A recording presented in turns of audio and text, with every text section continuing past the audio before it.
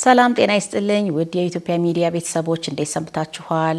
የቻናሌ ተከታታዮች የኮርሴ ተማሪዎች ኢትዮጵያን ስተዲስ የሚባለውን የትምህርት መርሃ ግብር እንግዲህ ጀምረን ዩቶፒያን ቶትስ ኢን ዘ ባይብል ወይንም የዩቶፒያ እሳቤዎች በመጽሐፍ ቅዱስ የሚለውን ኮርስ ከጀመርን እንግዲህ 5 ሳምንት አካባቢ አልፎናል ማለት ነው። እንዴት ሰንብታችኋል? ጥሩ የገና በዓል እንዳሳለፋችሁ ተስፋ አደርጋለሁ። እንግዲህ የሚመጣው የበዓል ወቅት ነው። ጥር 7 አለ፣ ጥምቀት አለ፣ አስተሪዮ አለች። እንግዲህ መልካም የበዓል ወቅት እንዲሆንላችሁ ለሁላችሁም እመኛለሁኝ። ቴሌግራም ግሩፕ ላይ ጆይን እያደረጋችሁ እስካሁን ድረስ በኮርሱ የተሰጡትን ማቴሪያሎች፣ ኖቶች፣ አጫጭር ኖቶች በአንድ ፔጅ ያሉና ለተጨማሪ ንባብ ይጠቅማሉ ብዬ ያሰብኳቸው ዋቢዎችን እያጋራሁኝ ነው። የቴሌግራም ገጹ ወይንም ቻናሉ እዚህ መስፈንጠሪያውን ታገኙታላችሁ ከታች ከዲስክሪፕሽን ቦክስ ውስጥ ኮሜንት ሴክሽንም ላይ ታገኙታላችሁ። ወደዚያ ተቀላቀሉን ለማለት ወዳለሁ። እዚህ ጋር ብዙ ናችሁ የምትከታተሉኝ። እዛ ጋር ግን 5000 ሰው አካባቢ ነው ያለው። ሁላችሁም ጆይን አድርጉን፣ በውይይቱም ተሳተፉ። ጥሩ ነገሮች እየተካሄዱ ነው።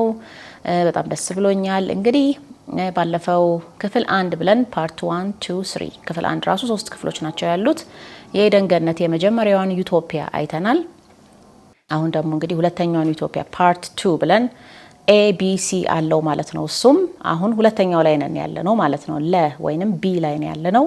የተስፋይቱ ምድር ናት ሁለተኛዋ ዩቶፒያ ብለናል፣ ምድረ ከነአን እና እሷን ማየት ጀምረናል። የመጀመሪያው ክፍል ላይ ፓርት 2ኤ ወይንም የክፍል 2 የመጀመሪያው ክፍል ማለት ነው። ምንድነው እሱ ያየነው? እቺ የተስፋይቱ ምድር ተብላ መጽሐፍ ቅዱስ የተገለጸችው ምድረ ከነአን ሁለተኛዊቱ ዩቶፒያ ናት ስንል ዝም ብለን አይደለም። ከኤደን ገነት ጋር በስምም በባህሪም የሚያገናኛቸው ነገር አለ። የመጀመሪያዋ ዩቶፒያ የኤደን ገነት፣ ከዛ ኤደን ገነት ደግሞ ከሰው ልጆች ስትሰወር አምሳለ ገነት ሆና ኢትዮጵያ ለአዳም ልጆች ተሰጠች። ከዛ በኋላ ሁለተኛዋ ዩቶፒያ በኢትዮጵያዊው መልከ ጼዴቅ ኢየሩሳሌም ላይ ተቆርቁራ የተሰጠችው ደግሞ የኤደን ገነትን አምሳል ሆና ማለት ነው። የተስፋይቱ ምድር ናት ብለናል። መልካሚቱ ምድር ወይም ዩቶፒያ የሚለው አገላለጽ ሁለቱ ጦቢያ ከሚለው ማገላለጽ ጋር ያላቸውን ተዛምዶ ሁሉ አይተናል ማለት ነው በመጀመሪያው ክፍል። ከዛ ደግሞ ምንድነው ያየነው? በመጽሐፍ ቅዱስ ውስጥ እንግዲህ በኦሪት መጽሐፍት ከዚያም በኋላ በመጽሐፈ ኢያሱና በሌሎችም በተገለጸችው መሰረት እቺ የተስፋይቱ ምድር 5 መገለጫዎች አሏት ብለን 5ቱ መገለጫዎቿን አይተናል። በዛሬ በሁለተኛው ክፍል የምናየው ምንድነው? ይሄ የተስፋይቱ ምድር እሳቤና ምድረ ከነአን እግዚአብሔር የሰጣቸው ሕግና ስርዓት ለእስራኤል ልጆች ኦሪት ብለን በጠቅላላው የምንወስደው ማለት ነው። በብሉይ ኪዳን የኦሪት ስርዓት ብለን የምናስባቸው ሕጎች ለሙሴ፣ ለአሮን፣ ለኢያሱ የተሰጧቸው ሕጎችና መመሪያዎች በዝርዝር የተገለጹት ማለት ነው እንዴት በዩቶፒያን ስተዲስ ዘርፍ ውስጥ ትልቅ ሚና እንደተጫወቱና ለዩቶፒያኒዝም እንቅስቃሴ ትልቅ ሞተር ወይም ግብአት እንደሆኑ እንመለከታለን ማለት ነው። ከዚያ በፊት ግን አጠር አድርገን ራሱ የተሰጡት ሕግና ስርዓት ምንድን ነበረ? ለእስራኤል የተሰጠው በእግዚአብሔር በኩል የተቀደሰ ሕግና ስርዓት ነው ብለናል። ዓላማው ሕዝብን መቀደስ ነው ብለናል። ዝም ብሎ ለጊዜው ማኖር፣ አኗኗራቸውን ማሳለጥ፣ ጸጥታና ሰላም ማስፈን ምናምን በሚለው ብቻ የምናየው አይደለም። የተቀደሰ ሕግና ስርዓት ሰውን የመቀደስ ዓላማ ይዞ ነው የሚሰጠውና ይሄንን ነበር እንግዲህ ስናይ የቆየ ነው። ዛሬ መጀመሪያ ዝርዝሩን ባጭሩ እናያለን። በምን ረገድ እግዚአብሔር ስርዓት ሰጣቸው የሚለውን ከዛ ከዩቶፒያን ስተዲስ ጋር ደግሞ አያይዘን እናየዋለን ማለት ነው። ምን ፈጠረ በዩቶፒያኒዝም እንቅስቃሴ ውስጥ፣ በህዳሴ ሂደት ውስጥ፣ በዘመናዊው ዓለም ምንድነው ያለው ሚና ያለው ድርሻ? አንዳንድ ጊዜ እንሳሳታለን። ሐዲስ ኪዳን ከመጣ በኋላ ኦሪት የተሻረች ይመስለናል ሙሉ ለሙሉ።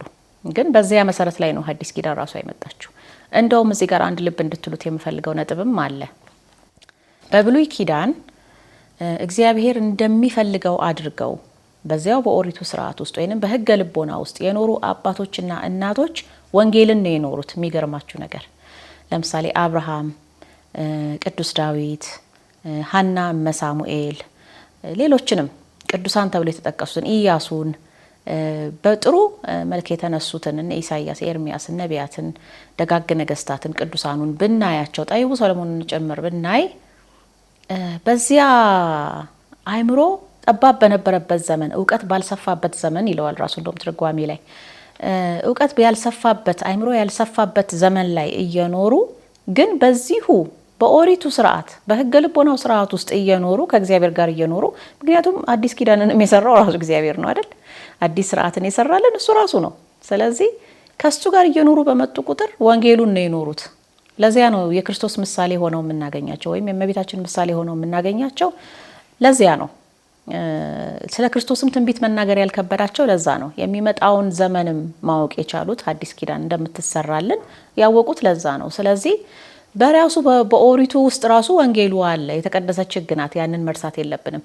የተሻሩት ጥቂት ነገሮች ናቸው እና ብዙ ለትምህርታችን የሚሆኑ ነገሮችን ይዟል እና በዚህ ረገድ እንዳንሞኝ ለማለት እወዳለሁ። የበለጠ ይሄን ቪዲዮ ከሰማችሁና ከጨረሳችሁ በኋላ ደግሞ ለኢትዮጵያኒዝም ምን ያህል አስተዋጽኦ እንዳለው ራሱ ኦሪቱ የምትገነዘቡበትን እይታ ታገኛላችሁ ማለት ነው። እንግዲህ አብራችሁኝ እስከ መጨረሻው ድረስ ቆዩ። እሺ፣ እግዚአብሔር ምንድን ነበር የሰጣቸው ሕግና ስርዓት ለእስራኤል?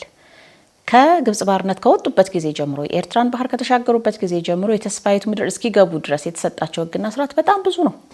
እዛ ከገቡ በኋላም ራሱ ደግሞ በየጊዜው ሲማሯቸው የኖሩት ነገሮች ብዙ ናቸው። ግን እንደው በመንገድ የተሰጧቸውን ብቻ ራሱ ብናይ በተለይ በኦሪት ዘጸአት፣ ኦሪት ዘሌዋውያን፣ ኦሪት ዘሁልቅ፣ ኦሪት ዘዳግም የተሰጧቸውን ሕግና ስርዓቶች ብንመለከት በደንብ አተኩረን ብናነባቸው እጅግ በጣም የተሟሉ ዝርዝሮችን ነው የምናገኘው።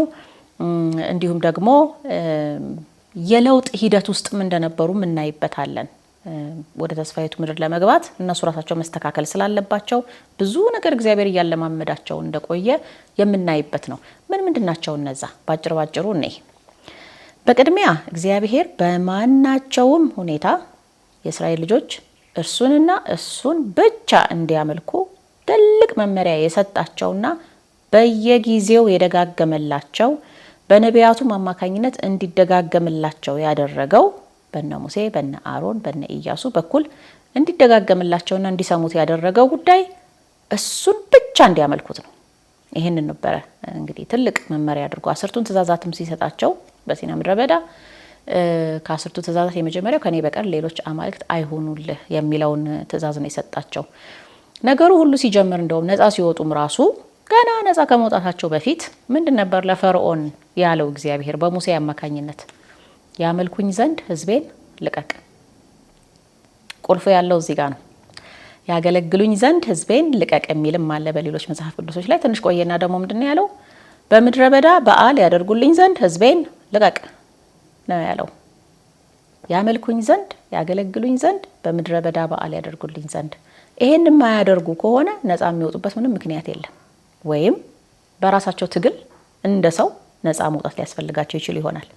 ገና ተደራጅተው በጎሳ በብሔር በነገር ተደራጅተው የፖለቲካ ፓርቲ ማኒፌስቶ ጽፈው ነፃ አውጪ ግንባር አቋቁመው ተዋግተው ተደባድበው መፈንቅለ መንግስት አካሂደው ደም ተፋሰው ምናምን ነፃ ሊወጡ ይችሉ ይሆናል እንጂ ምንም ነገር አትዋጉ፣ አያስፈልጋችሁም፣ እኔ ራሴ በአስደናቂ መንገድ አወጣችኋለሁ የሚለው መብት ትልቅ የትድግና ስራ አይሰራላቸውም ነበር። ምን ቢሆን ኖሮ እግዚአብሔርን ከማምለክ ውጪ ለሌላ ስራ የሚወጡ ቢሆን ኖሮ። ስለዚህ የዩቶፒያ ሚስጥር እንግዲህ ከዚህ ጋር ይጀምራል ማለት ነው። እግዚአብሔርን ለማምለክ ነው የምንወጣው። የማንነት ጥያቄያቸውን በመመለስ ነው ነፃ ያወጣቸው። የቃል ኪዳን ሕዝብ ስለሆኑ መውጣት አለባቸው። ለምን? ስራቸው እግዚአብሔርን ከማምለክ ጋር የተያያዘ ነው። ማንነታቸው ከእግዚአብሔር ጋር የተያያዘ ነው። አባቶቻቸው ከእግዚአብሔር ጋር በገቡት ቃል ኪዳን መሰረት በዚያ መሰረት መኖር ስላለባቸው ነው ነፃ የሚወጡት። የእነሱ ንጉሥ ልሆን የምችለው እኔ ብቻ ነኝ እያለ ነው ማለት ነው። እንግዲህ እግዚአብሔር የማንነት ጥያቄ አለብን በጣም አይደለኛ። ብዙ ጊዜ ፌስቡክ ገጼ ላይ ብዙ ጊዜ ይጽፍ ነበር። የማንነት ጥያቄያችን እኮ ተመልሶልናል። የቃል ኪዳን ሕዝብ ናችሁ፣ የእግዚአብሔር ሕዝብ ናችሁ ተብለን ከረጅም ጊዜ በፊት በተለያየ ዘመን ኩሽም እንሁን ሴምም እንሁን ከያፌትም ሀገር ነገዶች መጥተው ከኛ ጋርም ተቀላቅለው ይሁን ብቻ ዋትኤቨር ኢት ኢዝ ኢትዮጵያውያን የእግዚአብሔር ሕዝብ ናችሁ፣ የቃል ኪዳን ሕዝብ ናችሁ። ከዚህ በላይ ምንም አይነት ማንነት ሰማይ ብንወጣ መሬት ብንፈርጥ የምናገኘው ነገር የለም። ይሄ ትልቅ ማንነት ነው። ኢትዮጵያን ስተዲስ ውስጥ ይሄ እጅግ በጣም ቦታ ተሰጥቶት ተጠንቷል። በኋላ ደግሞ ጠቅስላቸዋለሁ ድጋሚ እና ይሄንን መልሶላቸው ነው ያስጀመራቸው ማለት ነው። አንድ ህዝብ አንድ ወገን ለእግዚአብሔር ከተሰጠ በኋላ ተመርጠሃል፣ ተጠርተሃል፣ ከአባቶችህ ጋር ቃል ኪዳን አለኝ ከተባለ በኋላ እንደገና ወደ ሌላ ማንነት የሚወድቅ ከሆነ ከመረገጥ በስተቀር ምንም ምርጫ የለውም። ፈርዖንም ይረግጠዋል፣ ናቡከደነጾርም ይረግጠዋል፣ የአሶር ንጉስም ይረግጠዋል። ማናቸውም ተነስተው ሊረግጡት መብት አላቸው። ልክ እንዴት ነው? ለምሳሌ አንዲት እናት እግዚአብሔር ሆይ ልጅ ብትሰጠኝ ልጄን ለቤተ እግዚአብሔር አገልጋይ አድርጌ እሰጣለሁ ካለች በኋላ ልጇን ባትሰጥ ምንድነው የሚሆነው? ወይ በጣም ታማሚ ይሆናል። ምንድነው ብዙ ጊዜ የሚታመሙ ልጆችን አንተ የስለት ልጅ ነህ እንዴ ምናምን የሚባል አባባል አለ።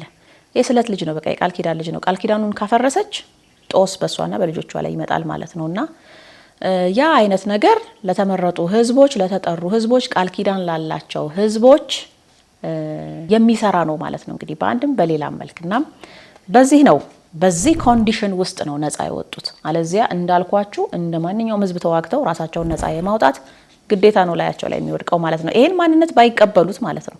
ይሄን ማንነት ባይቀበሉት በዚህ መልክ አብርሃም በፈቃዱ ከእግዚአብሔር ጋር የተጋባውን ቃል ኪዳን እነሱም በፈቃዳቸው ለማስቀጠል ቃል ባይገቡ አይወጣትም ከግብጽ ምድር። እና እዚህ ጋር ነው የዩቶፒያ ሚስጥር የሚጀምረው ማለት ነው። ስለ ኢትዮጵያ የሚመለከተውን ነገር እዚህ ጋር አንድ ጣልል አድርግላችሁ። ቆይ ይሄ በሐዲስ ኪዳን እኮ እስራኤል ዘነፍስ ተብሎ ለማንኛውም ክርስቲያን ተሰጥቷል የሚል ነገር በሀሳባችን ሊመጣ ይችላል። ኢትዮጵያ ወክላ የቆመችው እስራኤል ዘነፍስን ነው። የቃል ኪዳን ሀገርነቷ በአዳም በኩል ያገኘችው ነው መጀመሪያ ገና እንጂ እንደ እስራኤል ህዝብ ከአህዛብ መሃል በመመረጥ አይደለም። መቼም የአዳም ዘር ደግሞ ታሪኩ የሚጀምረው ከኤደን ገነት ነው አይደል?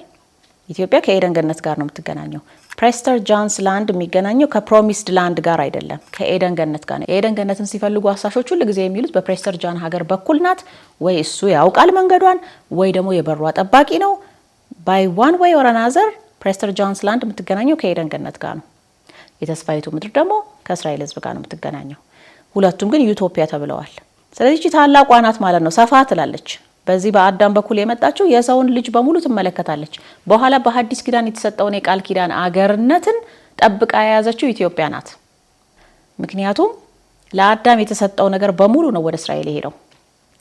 እግዚአብሔር ሲያለማምዳቸው የቆየው በነ ዮቶርም በኩል በሉት፣ ሙሴን በማስተማርም በኩል በሉት፣ ራሱም ስርዓት በመስጠት በቀጥታ ያለማመዳቸው ነገር ይሄ ኢትዮጵያዊውን ዩቶፒያ ለእስራኤሎች መስጠትን ያለማመዳቸው ማለት ነው። ለነሱ እየሰጣቸው ያለማመዳቸው ያንኑ ለአዳም የተሰጠውን ስርዓት ነው።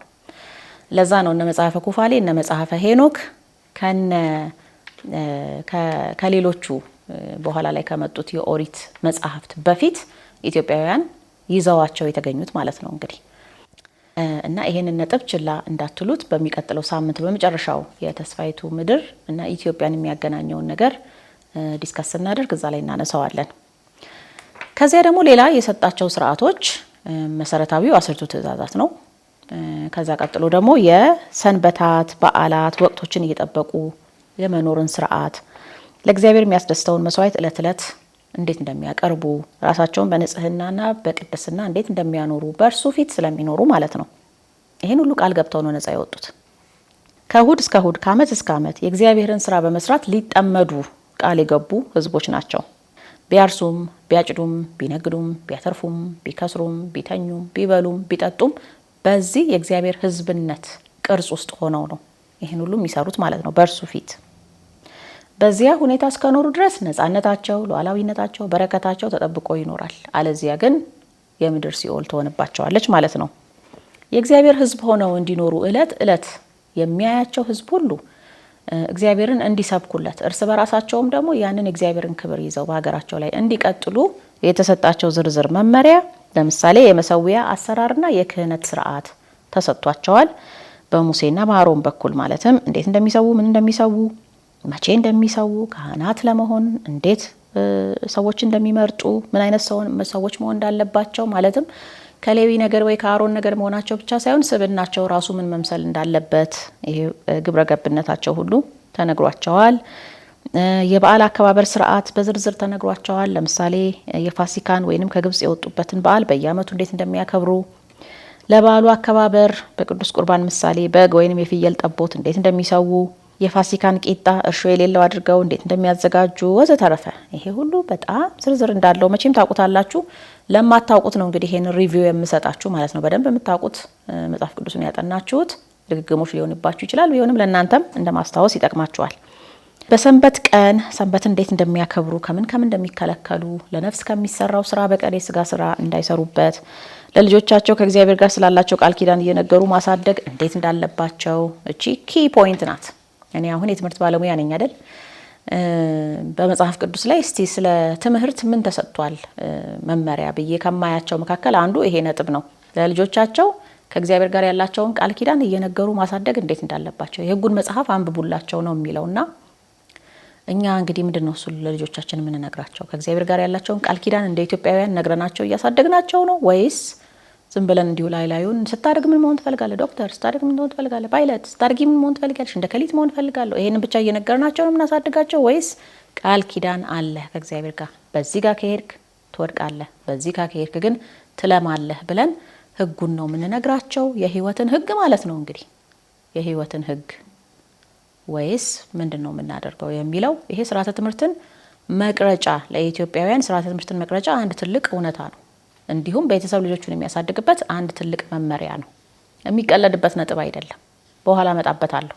እንዲሁም ከሰውም ከእንስሳትም በኩር የሆነውን ሁሉ ለእግዚአብሔር መስጠት እንዳለባቸው የቀዳሚያትና በፈቃዳቸው ለእግዚአብሔር ቤት የሚያደርጉ ስጦታ እንዴት እንደሚሰጡ ዝርዝር መመሪያ ይሁሉ ተሰጥቷቸዋል። የንግስናና የአስተዳደር ስርዓት ምን መምሰል እንዳለበት ለምሳሌ አሁን ንጉስ ሲመርጡ እንዴት መምረጥ እንዳለባቸው በኦሪት ዘዳግም ምዕራፍ 17 ላይ የተሰጣቸው መመሪያ አለ። ንጉስ መምረጥ በፈለጋችሁ ጊዜ ይላቸዋል እግዚአብሔር፣ ወይንም እግዚአብሔር ለሙሴ የሰጠው መመሪያ ሙሴ ሲነግራቸው ማለት ነው። ንጉስ መምረጥ ብትፈልጉ ከመካከላችሁ ከራሳችሁ ሕዝብ ከተወለደው ምረጡ፣ እስራኤላዊ ምረጡ። አለዚያ ሌላ ባዕድ ከመረጣችሁ ፈረሰኞችን በላዩ ላይ ሊያበዛ ይችላል፣ ወደ ግብጽ ምድርም ሊመልሳችሁ ይችላል። የመመለስ ዴንጀር አለ ማለት ነው አይደል? ነፃ ወጡ በቃ ድነናል ምናምን የሚባል ነገር የለም። ልትመለስ ትችላለህ ባዕድ ነገርን በላይህ ላይ ካስቀመጥክ። ይሄ በኢትዮጵያን ስተዲስ ውስጥ ምን ይባላል መሰላችሁ? እንግዲህ ባዕድ ማለት በእስራኤል ዘስጋ አተርጓጎም ካየነው ከ12ቱ ነገደ እስራኤል የተወለደ በላያችሁ ላይ ሹሙ እንደማለት ነው። አለዚያ ከብሔራችሁ ከህዝባችሁ መሀል ካልተወለደ ለምሳሌ ኢትዮጵያዊ ሆኖ ኢትዮጵያን ለመምራት ይችላል፣ ግን ኢትዮጵያዊ ካልሆነ ኢትዮጵያን ሊመራ አይችልም። ባዕድ ከሆነ ሌላ ቦታ ከተወለደ ከሌላ ነገር ለምሳሌ ፈረንጅ መጥቶ ልምራቢል ወይንም አረብ መጥቶ ልምራቢል ባዕድ መራን ማለት ነው። ደስ ላይለን ይችላል። አይ ከምናውቀው ከዚሁ ከክፍላተ ሀገሮቹ አንዱ ወይ ከአዲስ አበባ ካልሆነ ውስጣችንም መቼም ቅር ይለዋል አይደል? በስጋዊ አስተያይ ስናየው እንደዛ ነው። በኢትዮጵያን ስተዲስ ውስጥ ግን ምንድነው መሰላችሁ የባዕድ ትርጉሙ? ምክንያቱም አሁን የሰው ልጆች መቀራረብና መሰባጠር በጊዜ ሂደት እጅግ ስለበዛ ትልልቅ ሀገራት ደግሞ ሲሆኑ ከተለያየ ብሔር የመጡ ከተለያየ ሀገር የመጡ ሰዎችን ብሌንድ አድርገው ተዋልደውም ሊኖሩም ስለሚችሉ እጅግ ስለሰፋ ባዕድ የሚለው ትርጉሙ ምንድነው መሰላችሁ? ያንተን ዩቶፒያ የማይጋራ ማለት ነው። አንተ ሀገርህን በምታይበት አምሳለ ገነትነት መነጽር የማያያት ከሆነ የፈለገ ከእናትህ ልጅ ቢወለድ ባዕድ ነው። ስለዚህ ይሄን በላያችሁ ላይ አትሹሙ ነው የሚለው። የኢትዮጵያ ታሪክ ተረት ነው እያለ አንድ ሰው ኢትዮጵያን ይመራታል ብዬ እኔ በጤነኝነት ይመራታል ብዬ አላስብ። አይግባባም ከሀገሪቱ ጋር ከህዝቡ ስነ ልቦና ጋር አይግባባም። ህዝቡም ውስጥ ራሱ በጣም ብዙ አይነት ክፍፍል ይመጣል በእንደዚህ አይነት አስተሳሰብ። አንድ አይነት ዩቶፒያ የማይጋሩ ከሆነ እቺን ዩቶፒያ የሚጋራ ከሆነ ነው ሌላው ራሱ መጥቶ በሰላም መቀላቀል የሚችለው። ለምሳሌ 9ኙ ቅዱሳን የምንላቸው እና አቡነ አረጋዊ እና አቡነ ጴንጠሌዎን እና አቡነ ጎባ እና አቡነ የማዕታ የምንላቸው በ5ኛው መቶ ክፍለ ዘመን አካባቢ ወደ ኢትዮጵያ የመጡት ቅዱሳን የኢትዮጵያን ዩቶፒያዊነት አምነውበት ነው የመጡት። ምንድነው የተባባሉት? ገና በሀገራቸው ሳሉ ስለ ኢትዮጵያውያን የተጻፉ ስለ ኢትዮጵያ የተጻፉ ጽሁፎችን አነበቡ። ለእመቤታችን አስራት እንደተሰጠች፣ በኢየሩሳሌም የትንሣኤ በዓል ሲያከብሩ ብርሃን እንደሚወርድላቸው፣ መንፈስ ቅዱስ በሚወርድበት ጊዜ በዚያ እንደነበሩ፣ ለሐዋርያት በሚወርድበት ጊዜ የመሳሰሉ ነገሮችን አንብበው አጥንተው አቡነ አረጋዊ የምንላቸው ማለት ነው ወንድሞቼ እዚህ ምን እንሰራለን እንሂድ ወደ ኢትዮጵያ ነው ያላቸው፣ ሌሎቹን ሰብስቦ ማለት ነው። እና የኢትዮጵያን ከኤደን ገነት የጀመረውን ማንነቷን ተረድተው ተቀብለውት ነው የመጡት ማለት ነው። እንደዛ ሲሆንና ያንን አልቀበልም አሁን ሌላ ኢትዮጵያ ነው መመስረት የምፈልገው አዲሲቱ ኢትዮጵያ ምናምን ከተባለ ሁለቱ የተለያዩ ነገሮች ናቸው። ባዕድነት በዚህ ይተረጎማል ማለት ነው። ስለዚህ ይሄ ዩቶፒያን ስተዲስ ውስጥ አንድ የሚጠና ነገር ነው ማለት ነው። if you don't share the same utopia you are aliens to each other, strangers to each other, እርስ በራሳችሁ ባዕድ ናችሁ አንዱ ለሌላው የሚለው ነገር በዚህ ይመጣል። ሌላው በዮቶር በኩል ደግሞ የመስፍንነት ወይንም የአስተዳደር ስርዓትንም ተምረዋል። እንግዲህ ኢትዮጵያዊው ዮቶር ወይም ካህኑ ዮቶር የሙሴ አማች ነው። ታሪኩን ታውቁታላችሁ። ምንድነው ያለው? እንግዲህ ሙሴ በጣም ህዝቡን ማስተዳደር ጫናው እሱ ላይ ወድቆ ነበረ። ሁሉም ጉዳይ ሲኖረው ነገር ሲኖረው ተሰልፎ ቀኑን ሙሉ አንድ ባንድ የሁሉንም ጉዳይ እየሰማ ፍርድ እየሰጠ ምን ሲል ሲያየው እንዴ ለምን እንደዚህ ታደርጋለህ? እንደዚህማ አታደርጋለውና ምን አለው? አንተም ከህዝቡ ሁሉ ኃያላን ሰዎችን፣ እግዚአብሔርን የሚፈሩትን እውነተኞች ሰዎችን፣ ትዕቢትንም የሚጠሉ ሰዎችን ፈልግ። የሰጠውን ክራይቴሪያ ብቻ ተመልከቱ፣ ልድገምላችሁ። አንተም ከህዝቡ ሁሉ ኃያላን ሰዎችን፣ እግዚአብሔርን የሚፈሩ እውነተኞች ሰዎችን፣ ትዕቢትንም የሚጠሉ ሰዎችን ፈልግ። ከእነርሱም የ1000 አለቆችን፣ የ100 አለቆችን፣ የ50 አለቆችን፣ የ10 አለቆችን ሹምላቸው። በህዝቡ ላይ ሁልጊዜ ይፍረዱ። የከበዳቸውንም ነገር ወደ አንተ ያምጡት፣ ቀላሉን ነገር ግን እነሱ ይፍረዱ ብሎ በኦሪት ዘጸአት ምዕራፍ 18 ከቁጥር 21 እስከ 22 እንግዲህ ከወጡ በኋላ የምድረ በዳ ጉዟቸውን ሲጀምሩ የሰጠው መመሪያ ነው ማለት ነው። እና እንግዲህ እግዚአብሔርን የሚፈሩ ማለት እግዚአብሔርን የሚያመልኩ እግዚአብሔር አለ የለም የማይሉ ትዕቢተኞች ያልሆኑ ኦ ማይ ጋድ ይሄንን ስታስቡት ስልጣን የማይወዱ እንደማለት ነው። በሌላው ላይ ለመታበይ የማይፈልጉ ትሁታን፣ እውነትን የሚወዱ ጉቦ የማይበሉ የማያዳሉ፣ በአቋራጭ መክበር የማይፈልጉ የመሳሰሉት እንዲሁም ሴረኞች ያልሆኑ። አሁን ይሄ የሚገርማችሁ የፀሐይ ከተማ ላይ አለ። የፀሐይ ከተማ እንግዲህ አንዱ የአክሱም ስልጣኔ ነው የተጠናው የሚል እዛ መጽሐፌ ላይ አስቀምጫለሁኝ። ራሱ የፀሐይ ከተማን የጻፈው ቶማሶ ካምፓኔላም የአቢሲኒያውያንን ስርዓት በደንብ አጥንቻለሁ ብሏል። እንዲሁም ደግሞ የጂዊሾችንም ስርዓት በደንብ አጥንቷል። በተጨማሪ የሌሎችንም ስልጣኔዎች ብዙ ስልጣኔዎችን ጥናት አድርጓል። ግን ወደ ክርስትናው ነው የሚያደላው። ለምሳሌ የሬድ ኢንዲያኖችንም ስርዓት አጥንቶ ሊሆን ይችላል። የሻማኖችን ምናምን ስርዓት አጥንቶ ሊሆን ይችላል። ግን የሚያደላው ወደ ክርስትናው ነው። ቢያንስ እንግዲህ በስም የክርስቲያን መነኩሴ ስለሆነ ማለት ነውና አክሱማውያን ወይንም ኢትዮጵያውያን የኖሩበት አንድ ብልህ የሆነው ስርዓታቸው ምንድነው? ለሹመት የሚመርጡትን ሰው በጣም ነው የሚጠነቀቁት። በየትኛውም ሌቭል በየትኛውም ለምን የሰፈር አለቃ አይሆንም? በየትኛውም ደረጃ ቢቀመጥ በጣም ስብዕናው ላይ ጥንቃቄ ያደርጋሉ። መጽሐፌም ላይ በተረጎምኩት ላይ ማንበብ እንደምትችሉት የተወሰነውን ገጽም ቴሌግራም ገጼ ላይ አጋራችኋለሁ። ሴረኛ ሰው ለሹመት አይመርጡም፣ ያገሉታል። እንደውም ይሄ ለምሳሌ የሚያሾፍ ሰው የሆነ ሰው ሆድ ብሶት ቁም ነገር ሲያዋራው እሱ እያሳሳቀ ችላ እያለ እያሾፈበት የሚፈልገውን ነገር የሚነሳው አይነት ስብዕና ያለው ሰው አሸዋፊ አለመጥ የምንለው አይነት ሰው ለቁም ነገር አያጩ። መኖር ይችላል እንደ ወሪቱ ዘመን በድንጋይ ተደብድቦ አይሞትም፣ ግን ኃላፊነት አይሰጠው። እንዲሁም ደግሞ ጥቅም የሚወዱ የሚታበዩ እግዚአብሔር የለም የሚሉ በከፍተኛ ደረጃ እንደዚህ አይነት ሰዎችን ለቁም ነገር አያጯቸው። እውነተኛ የሆነ የአምልኮት ስርዓት የሌላቸውን ሰዎች ወደ ዲስቶፒያ ነው ወደ ግብጽ ነው የሚመልሱት ሀገሩን። ስለዚህ በዚህ ነገር ላይ ጥንቃቄ ያደርጋሉ። ለክህነት የሚመረጡ ሰዎች ላይ ከፍተኛ የሆነ ጥንቃቄ ያደርጋሉ። ይሄ ስርዓት ከተዛባ ሀገር ፈረሰች፣ አለቀ። ቤተ ክህነቱና ቤተ መንግስቱ ተመታ ማለት ነው። ማንም ፈነጨበት ማለት ነው። ከዛ በኋላ ምንም ቢሆን አይደንቅምና እዚህ ላይ ነው ከፍተኛውን ጥንቃቄ የሚያደርጉት ማለት ነው። ይሄ በዩቶፒያን ስተዲስ ትልቅ ግብአት ያለው ነገር ነው። እዚሁ ኦሪቱ ላይ እንግዲህ በደንብ አድርጎ ተጽፏል ማለት ነው። ዮቶር ለሙሴ ያስተማረው ይሄንን ነው ማለት ነው፣ ምን አይነት ሰው መምረጥ እንዳለበት። ከዚህም በተጨማሪ ሌሎች ህጎች፣ ማህበራዊ ህጎችንም እግዚአብሔር ሰጥቷቸዋል። ለምሳሌ የባሪያ ወይንም የአገልጋይ አያያዝና ነፃ አወጣጥ ስርዓት፣ የመተጫጨት፣ የጥሎሽ፣ የጋብቻና የፍቺ ህግና ስርዓት። ለምሳሌ ከጋብቻ በፊት ሩካቤ መኖር እንደሌለበት፣ እንዲሁ ዝም ብሎ አንድ ሴትን አስነውሮ መሄድ እንደማይቻል ወይ ጋብቻ መኖር እንዳለበት፣ አለዚያ ግን ከባድ ቅጣት ሊቀጡም እንደሚችሉ፣ የወሊድና ከወሊድ የመንጻት ስርዓት፣ የወንጀለኛ መቅጫ ህግ ላይ የወንጀሉ አይነት ተሰርቷል። ይሄ እንግዲህ ዝርዝሩ በደንብ አለ ኦሪቶች ላይ።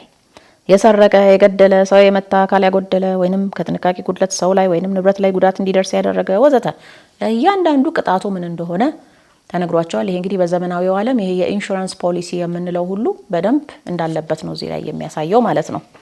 ፍርድ እንዳያዛቡ፣ መማለጃ ወይንም ጉቦ እንዳይቀበሉ፣ ድሆችና ስደተኞችን እንዳያስጨንቁ፣ ስደተኞችን እንዲያውም እንደ አገር ልጅ እንዲያዩዋቸውና እንዲወዷቸው፣ ምክንያቱም እነሱም በግብጽ ሀገር ስደተኞች ስለነበሩ ያንን እንዲያስታውሱና ርህራሄ ቸርነት እንዲያደርጉ፣ ድሃ አደግ ልጆችንና ባል የሞተባቸው መበለቶችን ሰው የላቸውም ብለው በግፍ እንዳይበድሏቸው። ድሃ አደግና ባል የሞተባቸው መበለቶችን ሰው የላቸውም ብለው እንዳይገፉ የምትለው በደንብ ትያዝ። ይሄ ችግር አለብን በጣም በኃይለኛው እንደዚህ አይነት ሰዎች ላይ። የሚበሉትንና የሚጠጡትን እንዲመርጡ፣ ቆሻሻ፣ ያልተቀደሰ፣ ንጹህ አይደለም የተባለውን ነገር እንዳይበሉ፣ እኛን ደግሞ እንዲበሉ ተብሎ ስርዓት የተሰራልን ነው የሚመስለው ሳየው። የምንበላውን ነገር መመረዝ የሚለው የት ርቀት ድረስ እንደሄደ ይገናኛል። ከዚህ ጋር ወደ ግብጽ ከመውሰድ ጋር ይገናኛል። ደህና ወደ ተስፋይቱ ምድር የወጣውንና እዛ ይኖር የነበረውን ህዝብ ወደ ግብጽ መመለሻ መንገዶቹ እንግዲህ እነዚህን ህግና ስርዓት መገልበጥ ነው ማለት ነው። የከብት ስጋ በሚሸጥበት ቦታ ላይ የአህያ ስጋ መሸጥ፣ የጅብ ስጋ መሸጥ ወዘተረፈ። ይሄ ከጥቅም ጉዳይ ጋር ብቻ የተያያዘ አይደለም። ህዝቡን ከማርከስና ወደ ግብጽ ከመመለስ ጋር የእግዚአብሔርን ህግ እንዲጥስ ከማድረግ ጋርም ይያያዛልና ይሄንም እንግዲህ ስትገለብጡት ነው ዲስቶፒያ የሚሰጣችሁ ማለት ነው። የእግዚአብሔርን ህግ መገለበጥ። የእርሻ ስራ፣ የዘርና የመከር ወቅቶች ላይ ምን ስርዓት መከተል እንዳለባቸው፣ የስራና የእረፍት ጊዜያት ህግ፣ ንግድ ላይ እውነተኞች እንዲሆኑና እንዳያጭበረብሩ። በስማ ይሄኛውማ ጉድ ነው መቼም። እቃ ስለመዋዋስና ገንዘብ ስለመበዳደር መመሪያ ወጥቶላቸው በእቃ መዋዋስ እንኳን እንዳይጣሉ ማለት ነው መመሪያ አለው። እቃ መዋዋስ ራሱ ያልተፈቀደ ጾታዊ ግንኙነት ውስጥ የገቡ ወንድና ሴት በምን አይነት ቅጣት እንደሚቀጡ በዝርዝር ተነግሯቸው፣ ስለ ሰፈር ንጽህና አጠባበቅ ተነግሯቸው። ምክንያቱም እግዚአብሔር ሰፈራቸውን ሊጎበኝ በየጊዜው ይወርዳል። አስነዋሪና ቆሻሻ ነገሮችን ማየት አይፈልግም። ስለዚህ የዚህም መመሪያ አለ ማለት ነው። የበዓል አከባበር ስርዓት በዝርዝር ተነግሯቸው፣ ለቤተ እግዚአብሔር መባ እንዴት እንደሚያገቡና እንዴት በእግዚአብሔር ፊት እንደሚቆሙ ስርዓቱ ተነግሯቸው፣ ልጆቻቸው መቼ እንደሚያመጡ መቼ ለእግዚአብሔር እንደሚያሳዩ፣ የአለባበስና የጸጉር አቆራረጥ ስርዓት ተነግሯቸው። እንዴት ነው አሁን ጸጉር አቆራረጥ፣ ጸጉርህ እንደዚህ አትቆረጥ ቢባል ምን አገባህ የሚባልበት ጊዜ ላይ ነው ያለነው አይደል? ግን ይሄ ሁሉ ህግና ስርዓት አለው። እንግዲህ መጽሐፍ ቅዱስ ላይ ያለውን አየን እንጂ በኋላ ደግሞ በሐዲስ ኪዳን በሐዋርያት በሊቃውንት የተሰሩት ደግሞ በዚህ ላይ ተመርኩዘው ተጨምሮባቸው የበለጠ አድገው የተሰሩት ስርዓቶች በጣም ብዙ ናቸው። እኔ አንዳንድ ጊዜ ያስፈራኛል። ምን ያህል በዚያ ውስጥ እየኖርን ነው? ታዲያ እንዴት አድርገን ነው እግዚአብሔርን አስደሰትን የምንለው የሚለው ነገር በጣም ያሳስበኛል። እስኪ አንብቧቸው፣ የህግ መጽሐፍትን፣ የስርዓት መጽሐፍትን በደንብ ይዋቸው፣ አጥኗቸው። ራሳችሁን አታግሉ። ከሃይማኖት እውቀት ይሄ ለመምህራን፣ ለቲዮሎጂ ተማሪዎች፣ ለሰባኪዎች ብቻ የተፈቀደ አድርጋችሁ አታስቡት። እያንዳንዱ ነገር ውስጥ ስላለ በየሙያችሁ የምታገኙት ብዙ ነገር ስላለ አንብቡት፣ በደንብ ይዩት። የሀዘንና የደስታ ስርዓት ሁሉ ተሰጥቷቸዋል። ሌላው ደግሞ ሽማግሌን ስለማክበር ወዘተ። እንግዲህ ይሄ ሁሉ ስርዓት የተሰጣቸው ገና የተስፋይቱ ምድር ሳይገቡ ነው። ለምንድን ነው ይሄ ሁሉ ነገር የተሰጣቸው? መለማመድ ስላለባቸው ነው። ከግብጽ መውጣት፣ የኤርትራን ባህር ተሻግሮ ማለፍ በጥምቀት ይመሰላል። ከዚያ የተስፋይቱ ምድር መግባት ማለት ደግሞ መንግስተ ሰማያትን በመውረስ ወይም ገነትን በመውረስ ይመሰላል። የተስፋይቱ ምድር ገነትን ተመስላ ነው እንግዲህ የተሰጠቻቸው ብለናል በመጽሐፍ ቅዱስ ላይ ባለፈው ክፍል እንደጠቃቀስኩላችሁና አንድ ሰው ስለተጠመቀ ብቻ መንግስተ ሰማያት ይገባል ማለት አይደለም። በክርስቶስ አምኛለሁ ስላለ ብቻ መንግስተ ሰማያት ይገባል ማለት አይደለም። ከመንገድ መቅረትም አለ። እንደውም አብዛኞቹ 600 ሺህ ሆነው ወጥተው የተስፋይቱ ምድር የገቡት ግን 2 ብቻ ናቸው አይደል? ኢያሱና ካሌብ። ሁሉም መንገድ ላይ ነው የቀሩት። ከነሱ የተወለደው አዲስ ትውልድ ነው የተስፋይቱ ምድር የገባው። የተጠሩ ብዙዎች ናቸው፣ የተመረጡ ግን ጥቂቶች ናቸው የሚለውን ስታዩ ያስፈራል አይደል? በጣም ያስፈራል። ድነናል ምናምን እንደምንለው አይደለም። ስለ ድህነታችን እርግጠኛ ሆነን መናገር አንችልም። ሁል ጊዜ በመለወጥ ሂደት ውስጥ መሆን አለብን። ሁል ጊዜ ህጉንና ስርዓቱን። ለዛ ነው በተኛህበትም በተነሳህበትም ጊዜ ሁሉ ስትወጣም ስትገባም የእግዚአብሔርን ህግ አስበው የሚለው እየተለወጠ እንዲመጣ ነው። ለተስፋይቱ ምድር ብቁ ሆኖ እንዲገኝ ማለት ነው። ውስጡ ካልተለወጠ ስለማይገባ እንኳን ሌላው ሙሴን የሚያህል ትልቅ ነቢይ እንኳን የተስፋይቱ ምድር አልገባም በትንሽ ጥፋት ምክንያት። ያ ማለት መንግስተ ሰማያትን አይወርስም ማለት ግን አይደለም። ከሙሴ የበለጠ ማን ሊወርስ ነው? ግን ሊያስተምረን የፈለገው ነገር ስላለ ነው እግዚአብሔር እዛ ጋር ያንን ያደረገውና እንግዲህ ዘጸአት ማለት ከራስ ባህሪ የመላቀቅም ጉዞ ነው ማለት ነው። ውስጣችን ካለችውም ግብጽ ጭምር ነው የምንወጣው። ኢነር ትራንስፎርሜሽንም ነው፣ አውተር ትራንስፎርሜሽንም ነው። በሁሉም አቅጣጫ ነው። ዩቶፒያኒዝም የሚያስብለው ያን ዩቶፒያኒዝም ስለ ሙሉ ነገር ነው የሚያወራው። ዋናው እኮ ይሄን ከያዝክ ሌላው ምንም ችግር የለውም ምናምን የምንባባልበት አይደለም። our entire being ውስጣዊው ማንነታችን ውጫዊው ማንነታችንም በእግዚአብሔር አምሳል ድጋሜ ካልተቀረጸ አምሳለ ገነት የሆነችው ቦታ ላይ ምንም አንሰራም፣ እዛም ያስገባንም አይኖርም ማለት ነው። ከዚያም ወደ ተስፋይቱ ምድር ይበልጥ እየገሰገሱ በመጡ ቁጥር እዛ የነበሩ አህዛብን ማስለቀቅ ሲጀምሩ ወደ ውጊያ ሊገቡ ሲሉ የተወሰኑ ደግሞ ጠበቅ ያሉ ተጨማሪ ህግጋት ተሰጧቸው። ለምሳሌ ሌሎች አህዛብ ከእነርሱ ቀድመው የሰፈሩባቸው ሀገራት እየገቡ ሲመጡ ከእግዚአብሔር በቀር ፍጹም የእነርሱን አማልክትና የጣዖት መሰዊያዎቻቸውን ሁሉ እያፈረሱ እንዲሄዱ ነው የተነገራቸው። ጣዖታትን እያፈራረሱ እንዲሄዱ እንኳን ሊያመልኩ እንደው በተቀመጡበት ራሱ ጥለው እንዳይሄዱ ማለት ነው። በሰማያት ባለው የእግዚአብሔር ማደሪያ አምሳል የመገናኛውን ድንኳን ሙሴ እንዲሰራ እግዚአብሔር ማደሪያ ስሩልኝ ማለት ጀመረ ማለት ነው መሀላቸው አይደል? ደስ ይላል። እንደዛ ካልሆነ አብሯቸው ካላደረ አብሯቸው አይዘምትም፣ አብሯቸው አይወጣም። በውስጡ ያሉ ንዋያተ ቅድሳት በሙሉ የቃል ኪዳን ታቦቱን ጨምሮ እንዴት ከማይነቅዝ እንጨት እየተሰሩ በወርቅ እየተለበጡ መዘጋጀት እንዳለባቸው አቤት ዝርዝር መመሪያው ነው። ሁሉ ጊዜ ይገርመኛል ይሄ ነገር። እያንዳንዷ ልኬቷ፣ ምኗ አሰራሯ፣ ቅርጿ ምን አይነት ነገር እግዚአብሔር እንደሚፈልግ በሰማያት ባለው የእግዚአብሔር ማደሪያ አምሳል ነው እንግዲህ በምድር ያለችው ማደሪያ የተሰራችውና ያንን የሚመስለው ነገር አምሳለ ገነት ስንል እንግዲህ ያለ ምክንያት አይደለም ማለት ነው። ገነት ራሷ በሰማያዊቷ ጽዮን ምሳሌ ነው የተሰራችው። ከዛ ደግሞ ራሷ ደግሞ የተስፋይቱ ምድር በእነዚህ አምሳል ተሰራች ማለት ነው። ከመገናኛ ድንኳኑ አንጻር በየደረሱበት የህዝቡ አሰፋፈር ምን መምሰል እንዳለበት ተነግሯቸው ይሄም ጭምር ተሰጥቷቸው ነው እንግዲህ ሄዱት። ለምሳሌ ካህናቱ የቱ ጋር ይሆኑ፣ አስተዳዳሪዎቹ የቱ ጋር ይስፈሩ፣ ህዝቡ የቱ ጋር ይስፈር ወዘተ። ይሄ እንግዲህ ዩቶፒያን ፕላኒንግ እና ኢንቴንሽናል ኮሚዩኒቲስ የሚባሉት ውስጥ እንደ አንድ መመሪያ ሆኖ እንግዲህ ረጅም ጊዜ ሲጠቀሙበትም ኖረዋል።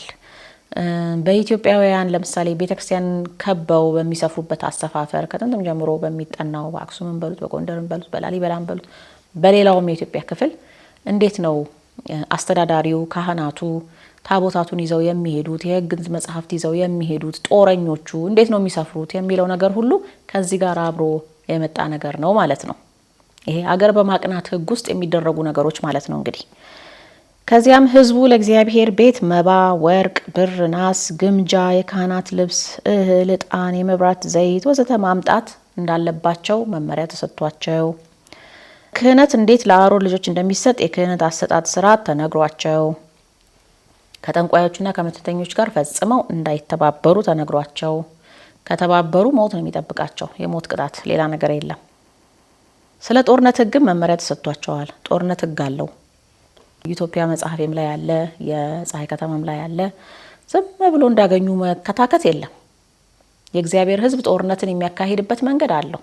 እንደውም አንድ ጊዜ ይመስለኛል የኢትዮ ኤርትራ ጦርነት ጊዜ ላይ ይመስለኛል የዛን ጊዜ በህይወት ነበሩ መሰለኛል ለቃያሌው ታምሩና እሳቸው ቃለ መጠይቅ ሲደረጉ ነው የሰማሁትና ጦርነት እኮ ዝም ብሎ አይደረግም ህግ አለው ብለው ሲናገሩት ቃለ መጠይቅ ላይ የሆነ ሬዲዮ ፕሮግራም ላይ አስታውሳለሁ። የሚገርማችሁና ኦሪት ዘሁልቁ ላይ በተጠቀሰው መሰረት ይበሉ ወይንም ኦሪት ዘዳግም ይመስለኛል ኦሪት ዘሁልቁ ነውና ጠቅሰው በዚህ መልክ እኮ ነው ጦርነት እንኳን ሲታወጅ የሚታወጀው ዝም ብሎ እንዳገኘልን እኮ መታኮስ አይደለም ብለው ህግ እንዳለው ጦርነት እንኳን ሲናገሩ አስታውሳለሁ። በደንብ ዝርዝሩን አሁን አላስታውሰውም፣ ብቻ ግን ይሄን ነገር ሲያነሱ አስታውሳለሁና ያ ጀስት ዋር ቲዮሪ ወይንም ፍትሃዊ ጦርነት ምንድነው የሚለው ነገር ላይ በደንብ ራሱን የቻለ የጥናት ዘርፍ ሆኖ በኢትዮጵያን ስተዲስ ውስጥ አለ። እንግዲህ ከመከላከያ ውስጥ ሆናችሁ የምትከታተሉ ልትኖሩ ትችላላችሁ። ወታደሮች በተለያየ ሁኔታ ላይ ያላችሁ፣ በግዳጅ ላይ ያላችሁ ልትሆኑ ትችላላችሁ፣ ወይ ወታደር የነበራችሁም ልትሆኑ ትኖሩ ትችላላችሁና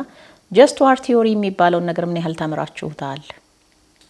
የመጽሐፍ ቅዱስን ትምህርት ተውት፣ ግን ቢያንስ በሚሊተሪ ህግ ውስጥ የጦርነት ህግ የሚባሉትን ነገሮች ምን ያህል ዝርዝሩን ተምራችሁታል?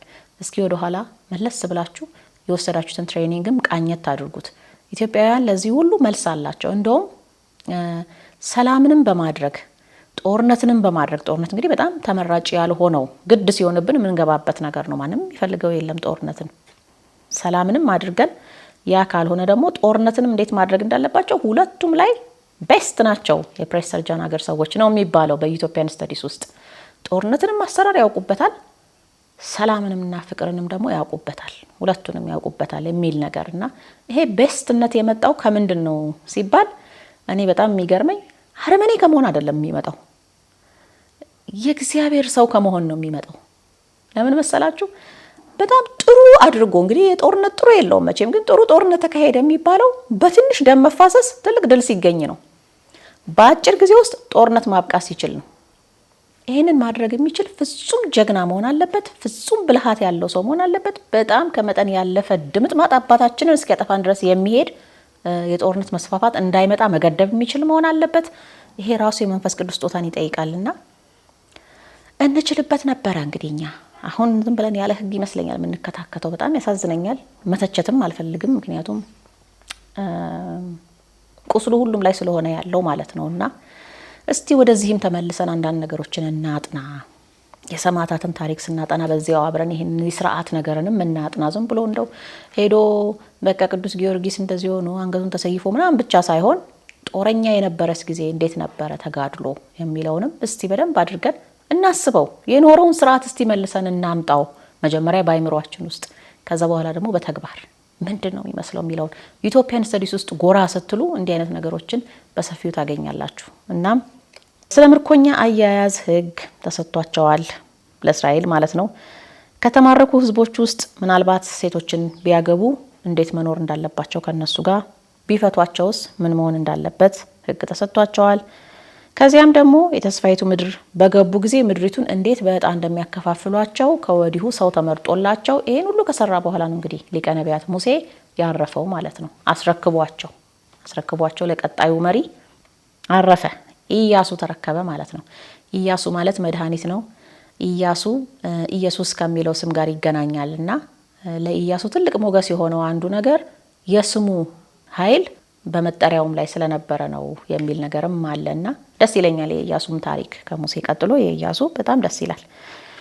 እንግዲህ ከዚያ በኋላ በዚህ ሁሉ ስርዓት ውስጥ አልፈው ኢያሱ እየመራቸው አህዛብን እየተዋጉ ምድረ ከነዓንን አንድ በአንድ መሬት በመሬት ጋት በጋት እያሉ ተቆጣጠሩ ማለት ነው። ከዚያ በኋላ የነገስታት ዘመን ጀመረ። በተረጋጋ ሀገር፣ በተረጋጋ ምድር ሀገርና ህዝብ መንግስት ሆነው መኖር ጀመሩ።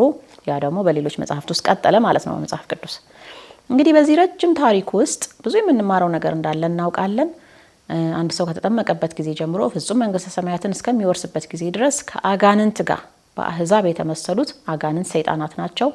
እኮያት ፍትወታት ማለትም ስጋዊ ፈቃዳችንን አሸንፈን ታግለን ከኃጢአት ጋር በበጉ በፍየሉ በምኑ መስዋዕት የተመሰለውን የክርስቶስን ዋናውን የክርስቶስን ስጋውና ደሙን ተቀብለን ከሱ አንደበት በወጣው የወንጌል ቃል ራሳችንን እያጸናን ያንን ምግብ አድርገን እንዴት አድርገን መና እየተመገብን እንግዲህ እሱ የእግዚአብሔር ቃል ነው። መና እየተመገብን እንዴት አድርገን ወደ ተስፋይቱ ምድር እንደምንገባ ህይወታችንን እንዴት እንደምንመራ ብዙ ተምሳሌታዊ መመሪያ የሚሰጠን ታሪክ መሆኑን እናውቃለን። ቤተክርስቲያን እንዴት አድርጋ በዓለም ውስጥ በአህዛብ ፍልስፍና ውስጥ ከዚህና ከዛ ሊያላጋት የሚፈልግ ብዙ ነገር እያለ ብዙ መከራ፣ ብዙ ማዕበል፣ ብዙ ዶፍ እያለ እንደ ኖህ መርከብ እንደምንም ብላ ህዝቡን አሻግራ ወደ ተስፋይቱ ምድር ወደ መንግስተ ሰማያት እንደምትወስደው ከምድር እስከ ሰማይ የተዘረጋች መሰላል ሆና እንዴት እንደምታገለግለው ይሄ ሁሉ ብዙ ተምሳሌትነት በውስጡ ያለ መኖሩን ከኔ በላይ እናንተ ታውቃላችሁ። ነገር ግን የረሳነው ገጽታ ግን አለ እዚህ ጋር በስጋዊ አኗኗራችን ውስጥ ሲጀምር ከትምህርት ፍልስፍና እኔ በራሴ ሙያም ከማየው ቀደም እንዳልኳችሁ በጦርነትም ውስጥ በስነ መንግስትም ውስጥ በምንም ውስጥ የሚሰጠንን ቅርጽ ግን ንቀነዋል።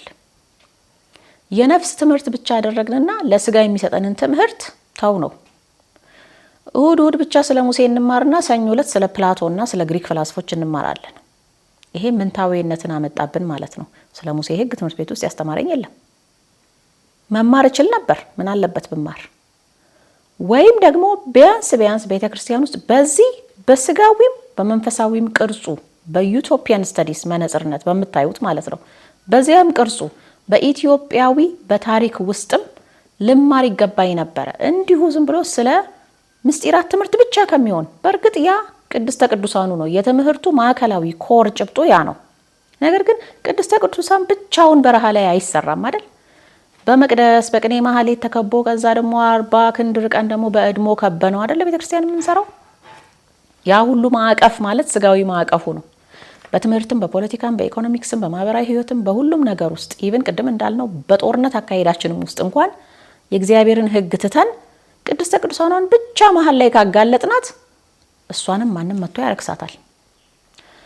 የስጋዊ አኗኗራችንን በመንፈሳዊ ቅርጽ ካልሄድንበት እግዚአብሔር በሰጠው ህግ ካልሄድንበት ነፍሳችን ጋር መድረስ ለማንም አይከብደውም።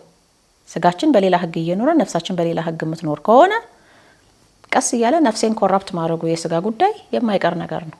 ስለዚህ ይሄ ምንታዊነት ውስጥ ገብተናል። የግሪኮ ሮማን ወደ ድሮውን ያሽቀነጠሩን በተለይ የትምህርት ስርዓት ጉዳይ ላይ በጣም የሚያናድደኝ ይሄ ነው። እኔ ምን ዕዳ አለብኝ ስለ ሁለተኛው መቶ ክፍለ ዘመን ከክርስቶስ ልደት በፊት ስላሉ ፈላስፎች ብቻ የምማረው ስለነሱ አልማር አይደለም። ደስ የሚል ነገር አለ እነሱም ጋር የሚጠና ነገር አላቸው ምንም እንኳን የአሕዛብ ፈላስፎች ቢሆኑ። ግን ዋናውን ጉዳይ የኔን የቃል ኪዳን ህዝብነት የሚነግረኝ እንዴት አጣለው? ከዚህ ሁሉ ህዝብ ትምህርት ቤት ውስጥ ቁጭ ብዬ የ5 ዓመት ተማሪ እያለሁ የ10 ዓመት ልጅ እያለሁ የ12 ዓመት ልጅ እያለሁ የ16 ዓመት ልጅ እያለሁ ማንም አልነገረኝም። ምን ነው የት ሄዳችሁ ነው?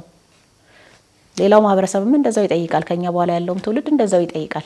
ለዛ እኮ ነው ትልቅ ከሆነ በኋላ 40 ዓመታችን 50 ዓመታችን ቆይ ግን እኛ ኢትዮጵያዊ ስርዓት የለንም እንዴ ምናምን እንላለን። ትተነው እኮ ነው የነበረውን ነገር ትተነው ነው። ይሄ ብዝሃነት የምንለው ፍልስፍና አለን። በብዝሃነት ውስጥ ራሱ ቁም ነገሮችን መማር አንችልም? ይሄ እንግዲህ በትምህርት ስርዓት ውስጥ የሚነሳው ነው። በየዘርፋችሁ ብዙ ልታነሱት የምትችሉት ነገር እንዳለ አምናለሁ። በሕክምናም ውስጥ በምንም ውስጥ በማንኛውም ነገር ውስጥ ቢሆን በህግ ውስጥ በህግ ትምህርት ህግ ላይ አሁን ለምሳሌ ሲቪክስ ነው የምናውቀው አይደል? ወይም ፖለቲካ ላይ ይሄ ሲቪክስ ትምህርት ነው የምናውቀው። ይሄ የሮማን ሴናተሮች ድሮ የጻፉትን ነገር ነው በቃ እሱን ነው የምናውቀው። ከዛ ደግሞ ጄሱቶች የጻፉት ከዛ ምናምን እያለ ይመጣል። የግሪኮ ሮማን የሎው ኮንሴፕት ነው ያለን በብዛት ብዬ ነው የማምነው። ህግ ትምህርት ላይ ያለውን ካሪኩለም በዝርዝር አላየሁትም፣ ግን ወደዚያ የሚያደላ ይመስለኛል። ቢያንስ ሲቪክስ ላይ እንኳን ያለው ነገር ያ ነው። ደግሞ ሳይክሎ ምን ነው የት ገባ? እሱስ በተወሰነ ደረጃ ይጠናል ምናምን ሊባል ይችል ይሆናል። ግን እኛ ኢትዮጵያውያን ልናጠና የምንችልበትና የሆነ ሰው ወርወር አድርጎ ካሪኩለም ውስጥ ትንሽ በሚያስገባልን ብቻ በምንሄደው አንድ አይደለም። የኛ ሌላ መንፈስ ነው የምናጠናበት መንፈስ ራሱ። እኔ ለዛ ነው ዩቶፒያን ስተዲስ የሚለው መነጽር የተሻለ ነው፣ ይመቸኛል። እውነተኛው መስመር ያለው በዚህ ጋር ነው የምለው ለዛ ነው። እና ግሪኮ ሮማን የሆነውን ስልጣኔ ኦፍ ኮርስ የውጭው ዓለም አልተወውም መሰረታችን ነው ብለው ያስባሉ። በሌላ በኩል ደግሞ ጁዲዮ ክርስቲያን ቫልዩ በዛ ላይ ነው ደግሞ የተመሰረት ነው የሚሉትም ነገር አላቸው አይደል? ምዕራባውያን እነሱ እኮ ራሳቸውን የእግዚአብሔር ሕዝብ ብለዋል። ባለፈው ብያቸዋለሁ አይደል? ሮም ዘላለማዊቷ ከተማ ናት ብለዋል። ብሪቴን የእግዚአብሔር ሕዝብ የቃል ኪዳን ሕዝብ ማለት ነው ብለዋል። አሜሪካ ዘ ፕሮሚስድ ላንድ ወይም ተስፋይቱ ምድር ናት ብለዋል። ይሄን ሁሉ ሲሉ እኮ እነሱ ከጫፍ እስከ ጫፍ ብሉይን ከሐዲስ አጥንተው ነው። የመንግስት አማካሪዎቻቸው በብዛት አይሁዶች ናቸው። ጂዊሽ ሎየር ከተባለ ትልቅ ነገር መሆኑን እናውቃለን። በምዕራቡ ዓለም አንድ አይሁዳዊ ጠበቃ መቅጠር መቻል ቀላል ነገር አይደለም። አይሁዳዊ ማኔጀር ለፒአር ሪሌሽንሺፕ መቅጠር ማለት ቀላል ነገር አይደለም። ለምን ሲባል የህግ አካሄዱን በራሳቸው ሃይማኖት ውስጥ በራሳቸው እምነት ውስጥ ስላጠኑት የኛ ይበልጥ ነበረ። አሁን አንተ ኦርቶዶክሳዊ ኢትዮጵያዊ እውነተኛውን ኢየሱስን የያዝከው የቅድስት ሥላሴን አምልኮት በንጽህና የያዝከው ንጹህ የሆነ አተናተን ማለት ነው ምንም ሳትቀላቅልበት የያዝከው እመቤታችንን የያዝከው ጽዮንን የያዝካት ቅዱሳን መላእክትን የምትጠራቸው ቅዱሳንንም በቃል ኪዳን የምትጠራቸው ጻድቃን ሰማዕታትን በቃል ኪዳን የምትጠራቸው አንተ ከዛ ከአይሁዳዊ ህግ ሰሪ ትበልጣለህ። አላወክበትም እንጂ ለዛ ነው ወደዚህ ፊልድ በመምጣት እንኳን ምንነቃቃ ከሆነ በሚል ነው። እና ህግና ስርዓትን በደንብ አጥንቶ ደንበኛ ሀገር አስተዳዳሪ ደንበኛ ስርዓት ሰሪ መሆን ይቻላል። ለኢትዮጵያ ብቻም አይደለም ለዓለም ለሌላውም። ሌላው ሊያቅለሸልሸው ይችላል። በዚህ በኦርቶዶክስ ውስጥ የሚያየው ነገር የሚፈልገው ነገር ላይመስለው ይችላል። ዞሮ ዞሮ የሚድነው ግን በዚሁ በኩል ነው። ሌላ መዳኛም የለውም። ዛሬ ባይፈልገው ነገ ይፈልገዋል። አጠንክሮ የሚይዘው ሰው ግን ያስፈልጋል መጀመሪያውኑ ማለት ነው፣ እንዳይዳፈን ተድበስብሶ እንዳይቀርና በሌላ ነገር ላይ ጉልበታችንን ከማባከን በዚህ በዩቶፒያን ቲንኪንግ ውስጥ ብንቆይና ቅዱሳት መጽሐፍትን የስርዓት መጽሐፍትን በዚህ መነጽር ብናያቸው ጠይቡ ሰሎሞን ነበር የምንሆነው። ያንን ለመሆን አይደል ለሚስጥር ማህበራት እየለፉ ያለው እኛም በልጣቸው ነበር። ምክንያቱም በመንፈስ ቅዱስ የሚሄድ የተጻፈውን ነገር ብቻ ከሚያነብሰው ይበልጣል፣ መብለጡ አይቀርም። ግን በተጻፈው ነገር በኩል ማለፍ አለብን። አየር ላይ ዝም ብለን የምናመጣው ነገር በማለት የምናመጣው ነገር አይደለም ልላችሁ ፈልጌ ነው። ስራ ይፈልጋል። የሚሰሩ የሚመራመሩ የሚያነቡ ሰዎችን እግዚአብሔር ይወዳል። ይሄን እንዳትረሱ። ባወቀና በተመራመረ አይደለም ምናምን የሚላችሁ ሰባኪ ካለ ከዛ በኋላ እንዳሰሙት በቃ እዛ ጋር መውረድ አለባችሁ። ይሄ የሞኝ አካሄድ ነው። ይሄ ጠቢቡ ሰለሞን መሆንን አያመጣም። እንዳትሞኙ በዚህ ወደ መጨረሻው ነጥቤ ልምጣ። ይሄ ወደ ተስፋይቱ ምድር የተደረገ የተስፋ ጉዞ ከዘጸአት ጀምሮ ያለው እንዲሁም የተስፋይቱ ምድር ማንነት በዩቶፒያን ስተዲስ ውስጥ ምን አስተዋጽኦ አበረከተ ለሚለው ጥያቄ መልስ ስንሰጥ መልሱ ምንድነው መሰላችሁ? ምን ያላበረከተው አስተዋጽኦ አለ ብለን ልንወስደው እንችላለን። እስቲ ባጭሩ የተወሰኑትን ነጥቦች እኔ አንደኛ ብሉፕሪንት ዩቶፒያስ ለሚባሉት እጅግ ተጽዕኖ ፈጣሪ የኢትዮጵያ የሥነ ጽሑፍ ዘርፎች መከሰት ምክንያት ሆኗል። ብሉፕሪንት ዩቶፒያስ እንግዲህ ብሉፕሪንት የሚለውን ቃል ታውቁታላችሁ ብዬ አስባለሁ። አንድ ካርታ እንደማለት ነው። ለምሳሌ የቤት ካርታ ወይም የህንፃ ካርታ አለ። ካርታው እውን ከመሆኑ በፊት ዲዛይኑ ይሰራል አይደል? በዝርዝር ይሰራል። እያንዳንዷ ከዚህ እስከዛ ያላት ርቀት፣ ውፍረቱ፣ የአምዱ፣ የምሰሶ፣ የምኑ፣ የግድግዳው በሙሉ ተለክቶ ምን ተብሎ ዋናው ስራ የሚያልቀው እዛ ላይ ነው አይደል? ከዚያም በዚህ መሰረትነት ላይ ህንፃውን ማቆም እንግዲህ ቀላል ነው። ልክ ይሄን ብሉፕሪንት አካሄድን በዩቶፒያን ቲንኪንግ ውስጥ አስቡት። የአንድን ሀገር ቅርጽ መጀመሪያ መስራት፣ የአንድን ሀገር ቅርጽ መጀመሪያ ምን መምሰል እንዳለበት ዝርዝር አኗኗሩን ይቻላል ለካ ብለው እንዲያስቡ ነው ያደረጋቸው። ምክንያቱም ቅድም የዘረዘርኩላችሁ ዘርፈ ብዙ የሆነ መመሪያ ነው አይደል የተሰጣቸው በሁሉም ነገር። ማህበራዊ ህጉ አልቀረ፣ የወንጀለኛ መቅጫው አልቀረ፣ የመስዋዕት አሰራር፣ የክህነቱ፣ የመንግስቱ ሁሉ ነገር አልቀረም። አንድ ሀገር ሊኖር የሚገባበት ስርዓት በዝርዝር ነው የተነገራቸውና እንደዛ ከሆነ ታዲያ እኛ ልንጽፍ አንችልም ወይ በዚህ መሰረትነት እንዲሉ ነው ያደረጋቸው። ግን ታዲያ የእስራኤል ህግ እኮ ረጅም ዘመን ነው የኖረው። የኢትዮጵያ ልብ ወለዶች ደግሞ መጻፍ የጀመሩት በ15ኛው መቶ ክፍለ ዘመን በ16ኛው መቶ ክፍለ ዘመን ነው። ድንገት ያባነናቸው ነገር ምንድነው እዛ ጋር ሚል ጥያቄ ሊመጣብን ይችላል። አይሁዶች ድሮም ነበሩ። የአይሁድ ስርዓት ድሮም ነበረ። ምንም እንኳን እስራኤል የምትባል ሀገር ያልነበረች ቢሆንም በዛ ዘመን እንደ ህዝብ እንደ ሀገር እየኖሩባት ባይሆኑም ቢበተኑም ልንል እንችላለን። ምክንያት የሆነው እንግዲህ የፕሬስተር ጃን ሀገር ኢትዮጵያ ናት። ለምን ብትሉ የአይሁዱንም ህግ የክርስትናውንም ህግ ብሌንድ አድርጋ አያይዛ በሚገርም ሁኔታ እየተገበረችው የነበረው እንደ መንግስትም እንደ ቤተ ክህነትም ኢትዮጵያ ስለነበረች በዛ ሰዓት የሬኔሳንስ ዘመናቸውን እንደ አዲስ ብሉይንም ሐዲሱንም በማጥናት እንደ አዲስ እንዲጀምሩት ምክንያት ሆነዋል። ከዛ በፊት እነሱ በክርስትና ውስጥ እየኖሩ እየመሰላቸው ግን የግሪኮ ሮማን አስተሳሰብ ነበር ገዝቷቸው እየኖረ ያለውና ነገስታቱም እንደ ቄሳር ነበሩ። ፓፓዎቹም ብዙ ነገር ከቁጥጥራቸው ስር ወጥተዋል።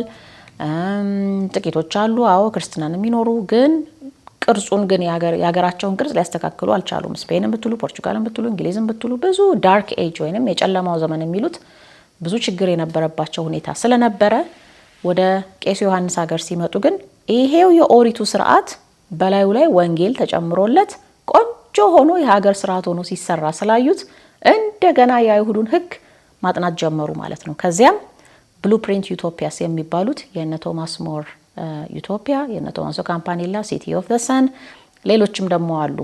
ፍራንሲስ ቤከን የጻፈው ዘ ኒው አትላንቲስ፣ ክርስቲያኖፖሊስ ጆን ቫለንቲን አንድሬ የጻፈው፣ ሌሎችም ምን ያዩዋቸው አሉ። ካንትሪ ኖት ኔም እንደሚባል አለ፣ ሂስትሪ ኦፍ ዘ ሴቨራምቢያንስ የሚባል አለ፣ ቴራ ኢንኮግኒታ የሚባል አለ።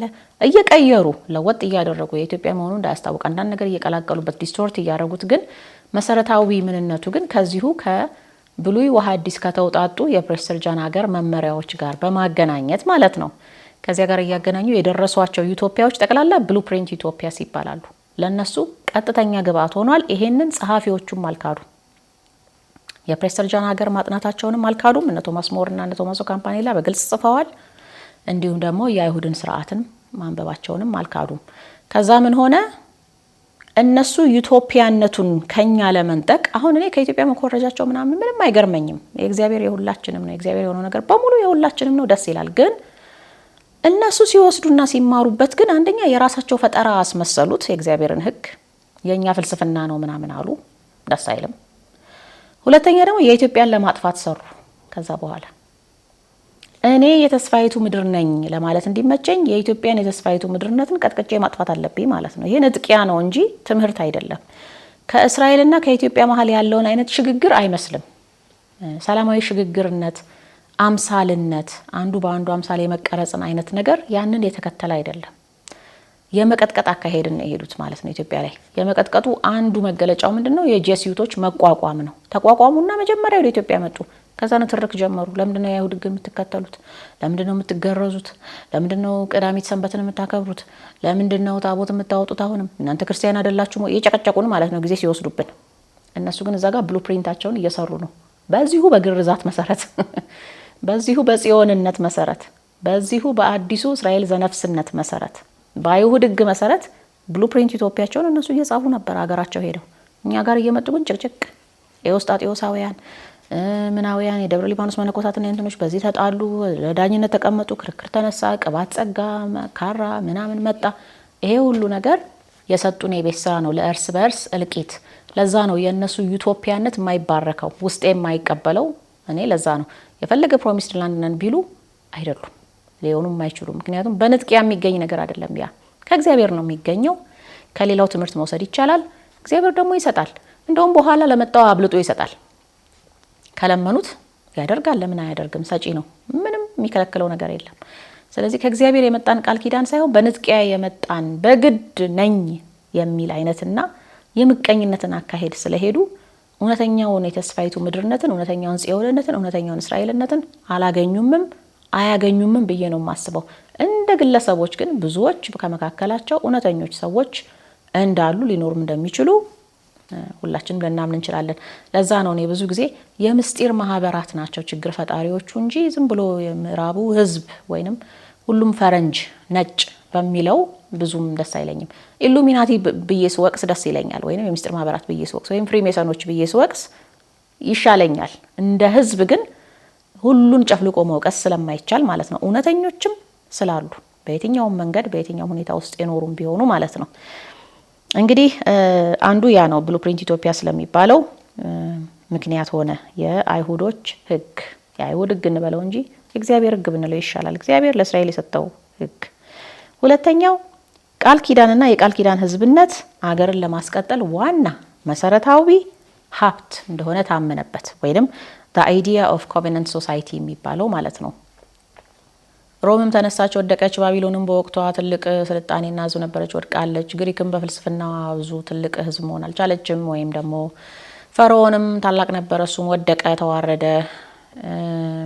ታዲያ እንግዲህ ምን ይሻላል ሲባል ምንድን ነው አንድን ሀገር ለረጅም ዘመን የሚያስቀጥላት የሚባለውን ነገር ለረጅም ጊዜ ሲያሰላስሉ ዩቶፒያን ቲንከሮች ማለት ነው ቃል ኪዳን እንደሆነ ደረሱበት።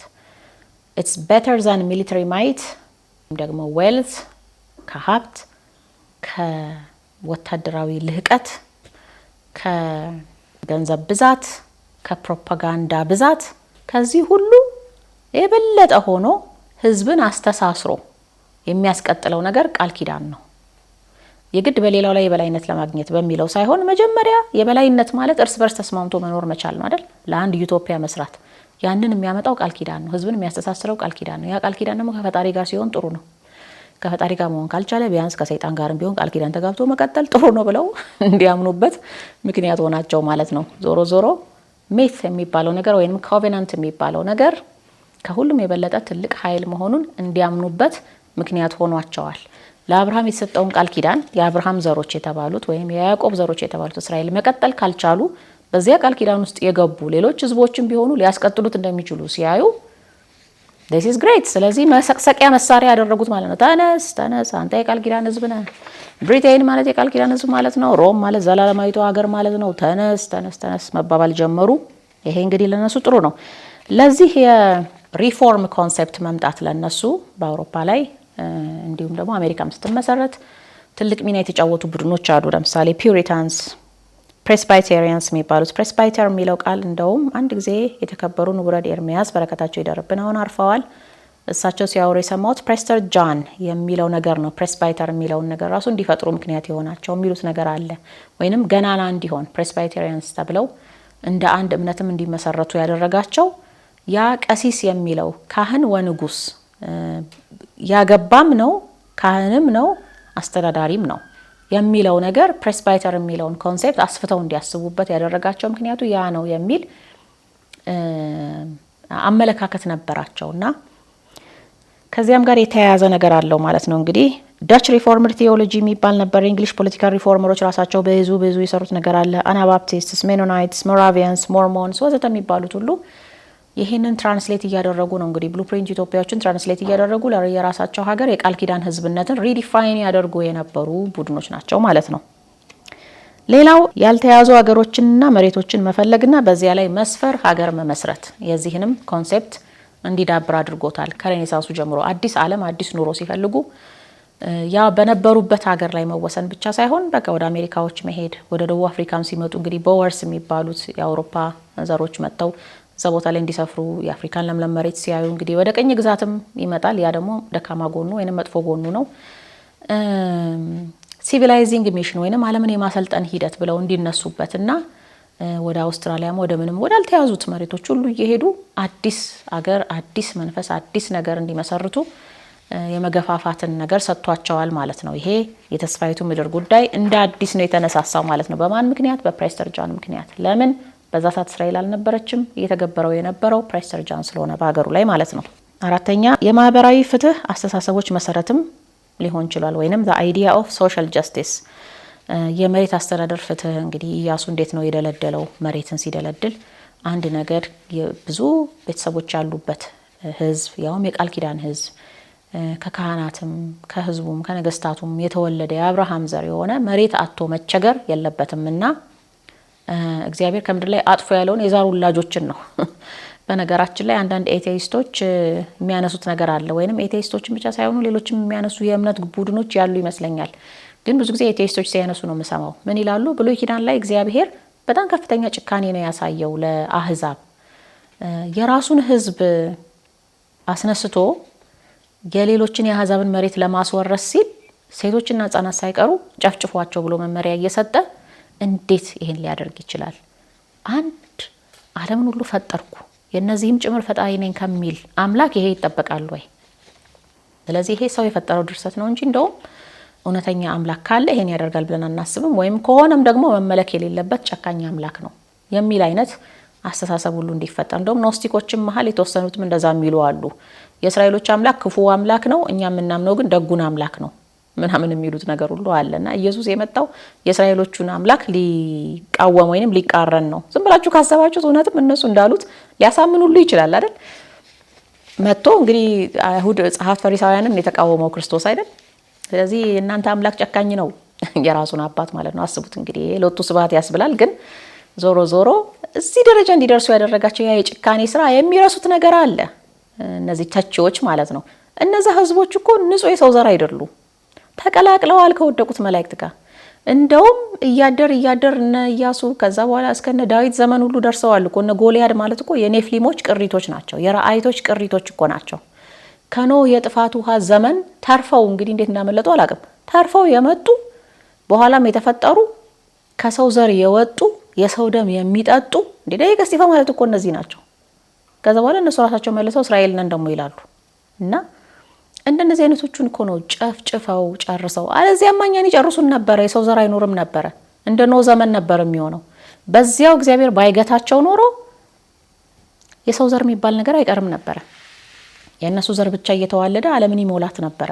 ያበቃ ነበር የሰው ልጆች ታሪክ። እና ይሄም መረሳት የለበትም ልላችሁ ፈልጌ ነው። ዞሮ ዞሮ እነዚህን ሁሉ ገፍትሮ አውጥቶ የአዳም ዘሮች የአብርሃም ዘሮች የተቀደሱ ዘሮች ለሆኑት መሬቱን ማከፋፈል እንደገና አጼ ዘርዓ ያዕቆብ በዘመኑ የሰራው ያንን ነው በነገራችን ላይ። እና መሬት እንደገና ማከፋፈል ለእውነተኞች የእግዚአብሔር ሕዝቦች ለተገፉት፣ ለተጨቆኑት፣ በባርነት ቀንበር ለተያዙት፣ ለነሱ ነፃ ለወጡት ይሄ ፍትሃዊ ስርዓት የላንድ አድሚኒስትሬሽንም ኮንሴፕት ሁሉ እዚህ ውስጥ አለ።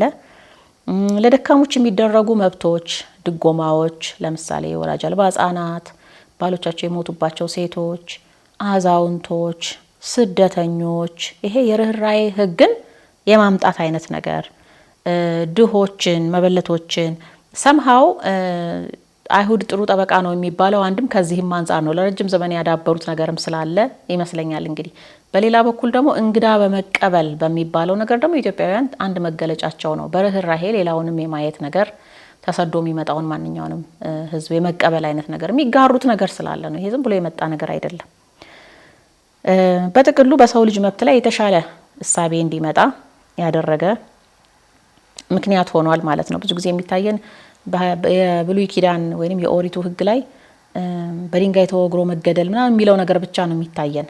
ግን ከዚያም አልፎ ግን ስርዓት ለማያውቅ ሕዝብ ስርዓትን ለመጀመሪያ ጊዜ የሰጠ ባዛች ባለቻቸው ትንሽ የግንዛቤ መጠን በስጋዊው መንገድ ስርዓትን የሰጠበት እግዚአብሔር የሰጠበት መፍትሄ ያስቀመጠበት መንገድ ነው ማለት ነውና ከዛ በኋላ ደግሞ ወደ ሐዲስ ኪዳን ስንመጣ ደግሞ ፍጹሙ ሕግ ይመጣል ማለት ነው። ወደ ሐዋርያቱ ዘመን አልመጣንም። የሐዋርያቱ ዩቶፒያ ደስ ትላለች፣ በጣም ፍጹም ናት። እሷ ጋር ግን አልደረስንም። ይሄ እንግዲህ የማህበራዊ ሕግ ወይም የሶሻል ጀስቲስ አስተሳሰብ በፖለቲካል ቲዮሪዎች ውስጥ ሎ፣ ኮንስቲቱሽናል ዲሞክራሲ፣ ኢኮኖሚክ ቲዮሪስ፣ ሶሻል ዲሞክራሲ፣ ሰስቴይነብል ላንድ ሎ፣ ሊበሬሽን ቲዮሎጂ፣ ሶሻል ሪፎርምስ፣ ሶሻል ኮንትራክት ቲዮሪ ወዘተ በሚሉት ዘርፎች ሁሉ ውስጥ የአስተሳሰብ መሰረት ነው ማለት ነው። አምስተኛና የመጨረሻ የሀገር ህዳሴና የብሔራዊ ስሜት ማነሳሻ ሆኗል።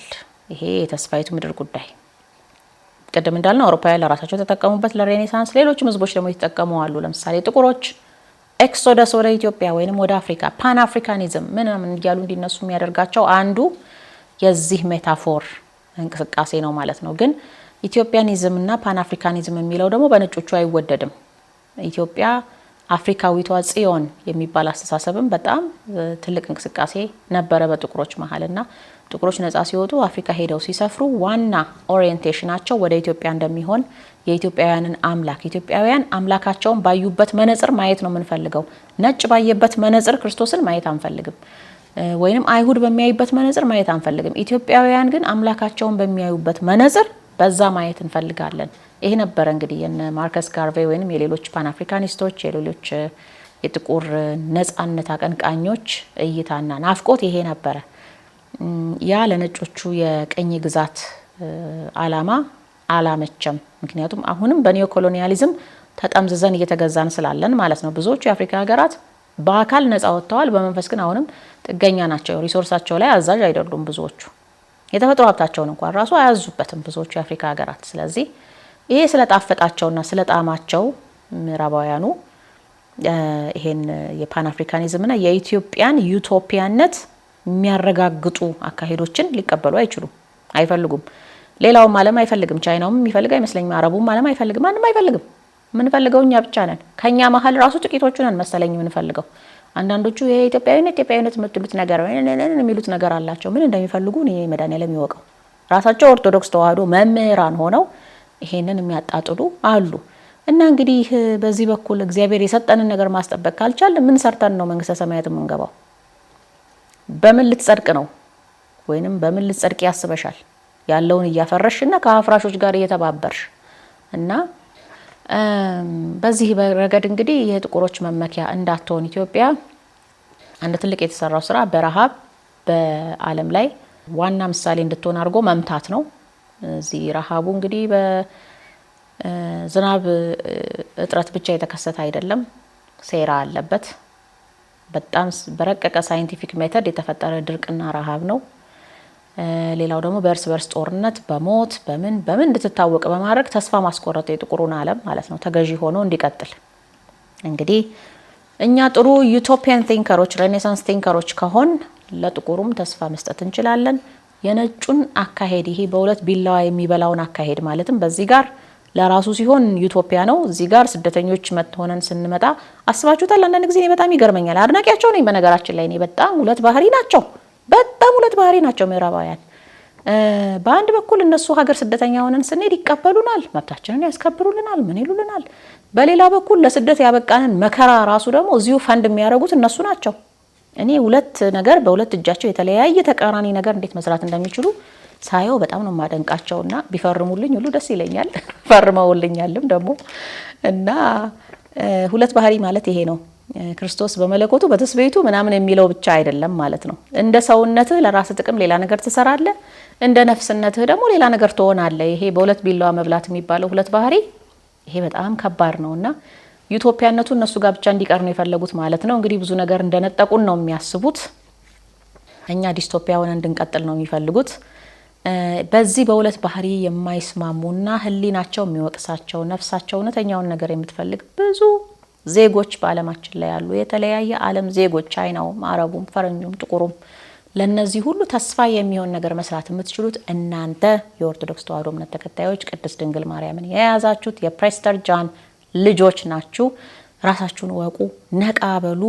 እስቲ የሚረባ ነገር ላይ አእምሯችሁን አውሉ። በተለይ ወጣቶች ጄንዚዎች ወደዚህ ብትመጡ ብዙ ቅዱሳን ቀጠሮ አላቸው ከእናንተ ጋር ብትችሉበት አእምሯችሁን ብትጠቀሙትና ወደ መንፈሳዊው ጉዞና ፍለጋ ብትመጡ በክርስቶስ መሪነት በሱ እግር ስር ሆናችሁ ብዙ ነገር ልትማሩ ልትሰሩ ትችላላችሁ። ትበልጧቸዋላችሁ። እነዛን ኢሉሚናቲዎችን የሚስጥር ማህበራት ውስጥ ያሉትን የስንት ሺህ ዘመን ያለውን ታሪክና ሕግ ምናምን ያጠኑትን እነሱም በአንድ ቀን ትበልጧቸዋላችሁ ብዬ ነው እኔ ልነግራችሁ የምችለው። እግዚአብሔር ታሪክ ሰሪ ስለሆነ ማለት ነው። የአንድ ቀን ጉዳይ ነው ከግብጽ መውጣት እኮ የአንድ ቀን ጉዳይ ነው። ዋናው ነገር ግን በሂደት ደግሞ ያንን የማስጠበቅ ትግል ደግሞ ያስፈልጋል ማለት ነውና እንግዲህ ክፍል 2 ጨርሰናል። የተስፋይቱ ምድር ሁለተኛውን ክፍል ጨርሰናል። በቀጣይ ሳምንት ኢትዮጵያ የተስፋይቱ ምድር ናት ወይ የሚለውን እናያለን። አንድ ያጋራኋችሁ ጽሁፍ ነበረ ከአባ ተስፋ ስላሴ ሞገስ መጽሐፍ ላይ ቀንጭቤ ያጋራኋችሁ የተስፋይቱ ምድር ወዴት ናት የሚል ማን ናት የተስፋይቱ ምድር መልስ የሰጡበት አለ። ቴሌግራም ላይ ገብታችሁ ፒዲኤፉን ዳውንሎድ አድርጋችሁ እያነበባችሁ ቆዩኝ። መልካም ሳምንት ይሁንላችሁ። እንግዲህ አሁኑን ሌክቸር ኖት በአንድ ፔጅ ሰመሪና የተወሰኑ ሬፈረንሶች ወይንም ዋቢ መጽሐፍትን ቴሌግራም ላይ አስቀምጥላችኋለሁ። እያነበባችሁ እየተወያያችሁ ቆዩኝ። መልካም ሳምንት ይሁንላችሁ። ቸር ሰንብቱ።